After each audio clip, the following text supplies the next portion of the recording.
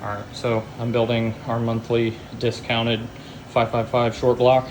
Yes, there's dirty rags laying around. It's a dirty job. You need a spot to keep dirty things. However, I'm torquing the rod bolts down, okay?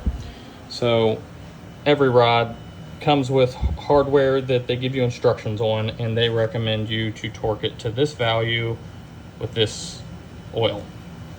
But the most important thing on hardware is the stretch, because this allows you to utilize the fastener to its fullest and keep it in a safe range. So if I were to torque this to 65 foot-pounds, which is what I torque these to, I barely get 5 thou stretch. Barely. It's like right at like 4.9 probably. We ain't even scratching the surface of what this fastener needs to be stretched to. So if I were to just assemble this like any typical YouTube engine builder, you would not be utilizing this fastener to its fullest potential. Would you have engine failure if I just torqued this to like 60 foot-pounds and just sent it down the road? No, probably not. But if you go to push this thing to its limits, this is going to be one of your issues. You're not utilizing this fastener to hold this cap on here. So what you got to do is you got to use, I prefer to use ARP lube because it's a consistent lubricant.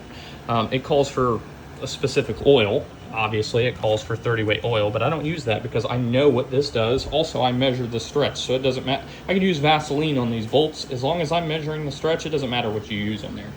So you see these YouTube people putting these motors together and they just, you know, click each bolt to a certain foot-pounds. You can't do that.